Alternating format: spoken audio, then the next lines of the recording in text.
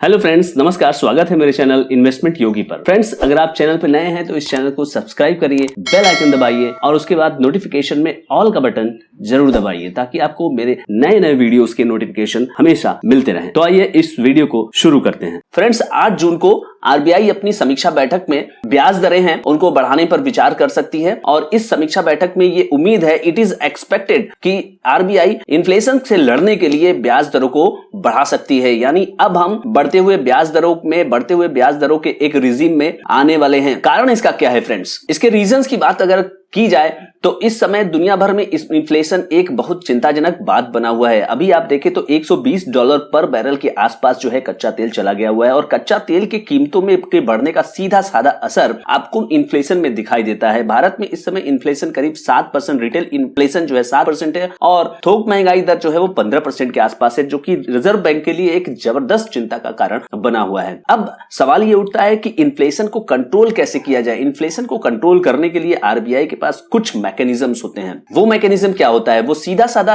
Mechanism ये है कि आरबीआई अपने इंटरेस्ट रेट को बढ़ा देता है और जिससे कि लोन लेना महंगा हो जाता है। लोन लेना जब महंगा हो जाता है तो होता क्या है कि लोग लोन कम लेते हैं और लोन जब कम लेते हैं तो मार्केट से लिक्विडिटी कम हो जाती है। लिक्विडिटी कम होने से फिर महंगाई की दर को कंट्रोल किया जा सकता है। ये एक मैकेनिज्म होता है जो कि आरबीआई के पास, किसी भी देश की सेंट्रल बैंक के पास होता है। अब सवाल ये उठता है कि इसमें कितना वृद्धि इस बार देने की संभावना है। इसके पहले आरबीआई ने 0.5% का आपको वृद्धि किया था, लेकिन अभी उम्मीद ये की जा रही है कि 0.5 से लेकर के 0.75% का ये इंक्रीमेंट इंटरेस्ट रेट में आरबीआई की तरफ से देखने को मिलेगा। इसको एक कारण आप देख सकेंगे कि जो ईएमआई वगैरह है और लोन्स वगैरह है वो महंगे हो जाएंगे। एज आई सेड कि ऐसा करने का केवल यही मकसद होता है कि मार्केट से लिक्विडिटी कम से कम की जाए। मार्केट्स में पैसे का जो प्रवाह है, मनी का जो सप्लाई है वो कम से कम की जाए। मनी की सप्लाई जब आप कम से कम करेंगे तो आप इन्फ्लेशन को कंट्रोल कर पाएंगे। इन्फ्लेशन आपका तभी उसी स्थिति में कंट्रोल में हो पाता है। तो इस तरह से आरबीआई की जो ये पॉलिसी है वो काफी ज्यादा एक्सपेक्टेड होने वाली है और इस एक्सपेक्टेशन में एक सबसे इंपॉर्टेंट बात यह है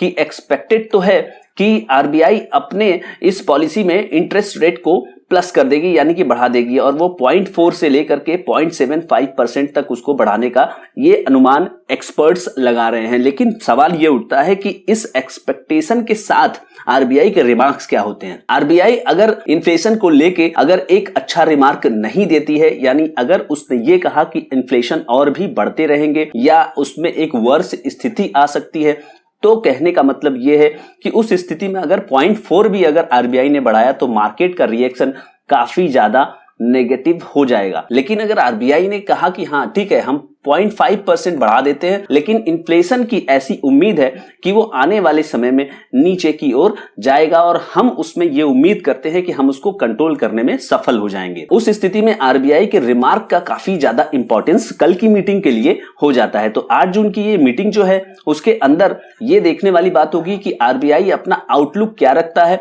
और उस आउटलुक में वो इन्फ्लेशन को लेकर के उसकी सोच क्या है और इन्फ्लेशन को वो कितने हद तक वो कंट्रोल करने के लिए उम्मीद में लगाए हुए हैं। और इस हिसाब से रेट कट्स एक अल्पकालिक चीज है। फ्रेंड्स, हमें ये नहीं सोचना चाहिए कि इंटरेस्ट रेट्स अब बढ़ने वाले रिजीम में हम लोग आ गए हैं। एक्चुअली क्या है कि इस समय हमारा जो रिजीम है वो लो इंटरेस्ट रेट का रिजीम है, लेकिन क्योंकि हम देख सकते हैं कि वॉर जोन में हम लोग लड़ रहे हैं। वॉर जोन में क्या होता है कि सप्लाई साइड जो है, कई सारी चीजों की सप्लाई जो है इंपैक्टेड होती है, उसके कारण इन्फ्लेशन यहां पे आप देख सकते हैं कि काफी ज्यादा है। चाहे किसी भी कमोडिटी की आप बात करें उसमें इन्फ्लेशन काफी ज्यादा है। किसी कमोडिटी में तो आप 100% का देखते होंगे। लेकिन वॉर खत्म होने के बाद ऐसी उम्मीद तो जताई ही जा सकती है कि हम इन्फ्लेशन को अच्छे से रोक पाएंगे। तो इसलिए ये वॉर का काफी ज्यादा इंपॉर्टेंट यहां पे हो जाता है। तो उस हिसाब से हम अभी भी एक लो इंटरेस्ट रेट के रिजीम में हैं। ऐसी बात नहीं है कि हम हाई इंटरेस्ट रेट के रिजीम में जा रहे हैं। तो कहने का मतलब है कि शॉर्ट टर्म में तो हमें थोड़ा सा इंटरेस्ट रेट जो है वो बढ़ता हुआ दिखाई देगा, लेकिन लॉन्ग टर्म में ये इंटरेस्ट रेट आपका गिरता हुआ ही है। तो इस हिसाब से 0.4% से लेके 0.75% का रेट हाइक हमें दिखाई दे सकता है और उस रेट हाइक के साथ हमें ये देखना पड़ता है कि पड़ेगा कि रिजर्व बैंक इस पे सोचता क्या है, रिजर्व बैंक की कमेंट्री क्या है, ये काफी इंपॉर्टेंट होने वाली है। फ्रेंड्स, साइंट लिमिटेड से एक न्यूज है और वो न्यूज है इनके एक्विजिशन के बारे में। साइंट लिमिटेड ने एक्वायर किया है पुर्तगाल बेस्ड सेल्फीनेट को 340 करोड़ रुपए में। ये एक लेटेस्ट डेवलपमेंट है साइंट लिमिटेड को लेके, और इसने एक कंप्लीट रिव्यू किया था, एक वीडियो हमने कंप्लीट साइंट लिमिटेड के ऊपर बनाया था कि क्या ये फ्यूचर का मल्टी बैगर है या नहीं। आइए देखते हैं इस डील के बारे में, क्या है ये कंप्लीट डील और इस डील से साइंट लिमिटेड को क्या फायदा होने वाला है। IT solution provider Cyient will acquire पुर्तगाल based wireless engineering service firm Celfinet for about 41 million euro, about 340 crore. 340 crore में ये डील हुई है। हैदराबाद बेस्ड कंपनी है जिसने इस पर्टिकुलर डील को फाइनल किया है। साइंट का उद्देश्य क्या है? Cyient aims to strengthen its wireless engineering practice to support communication service provider and enterprise in developing their network skill. Cyient का उद्देश्य यह है कि ये अपने वायरलेस नेटवर्क के सिस्टम को, वायरलेस इंजीनियरिंग के प्रैक्टिस को, इसको ये सपोर्ट करना चाहते हैं इस कंपनी को लेके। साइंट इसके लिए 65% की ये जो डील है वो पूरी तरह से अपफ्रंट कैश दे के की जाएगी और बाकी 35% ये अगले 2 साल में इसको देंगे और बिजनेस के परफॉर्मेंस के हिसाब से इसको देते रहेंगे। साइंट के एमडी और सीईओ कृष्णा बोदनापू ने इस डील के बारे में बताया कि सेल्फीनेट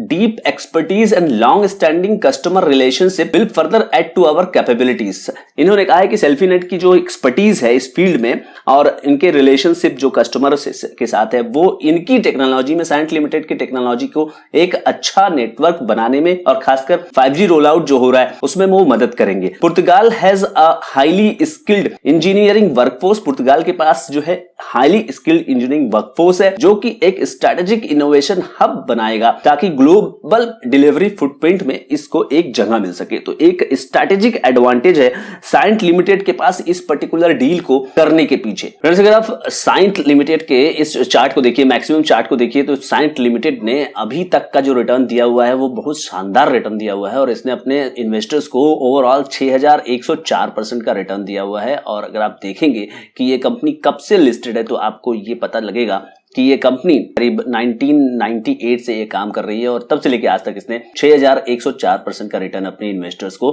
दिया हुआ है। अप्स एंड डाउन्स काफी होते हैं और इस अप्स एंड डाउन्स को कंपनी काफी अच्छे से पार करती है और यहाँ आपको एक अच्छा पैटर्न दिखाई देता है और उसके बाद एक अच्छा आपने करेक्शन देखा और उसके बाद फिर से तो एक वी शेप की रिकवरी यहाँ पे आपको दिखाई देती है। तो ओवरऑल ये कंपनी इस समय आपको 6104% के ऑल टाइम रिटर्न पर देती हुई दिखाई देती है। अब 5 साल के रिटर्न की अगर आप बात करेंगे तो वो 51% होता है और अगर आप बात करेंगे 1 साल के रिटर्न की तो इस समय वो माइनस में चल रहा है। तो ओवरऑल लॉन्ग टर्म के बेट के लिए एक अच्छी कंपनी है। 5 साल के रिटर्न में देखें 51%, 1 महीने के रिटर्न की बात करें अभी इधर नेगेटिव रिटर्न है मार्केट की वोलेटिलिटी की वजह से, बट आप एक लॉन्ग टर्म चार्ट में अगर आप देखते हैं इस कंपनी को तो इसमें कोई दिक्कत नहीं दिखाई देती। तो फ्रेंड्स, आई होप कि ये आरबीआई और साइंट से रिलेटेड जो ये न्यूज है ये आप लोगों को एक अच्छा अपडेट देने में सफल रहेगी। Thank you so much friends, I hope ये वीडियो आपको अच्छा लगा होगा। अगर ये वीडियो आपको अच्छा लगा तो इसको लाइक करिए, कमेंट करिए और इस वीडियो को ज्यादा से ज्यादा लोगों तक शेयर करना ना भूलिए। Thank you so much friends.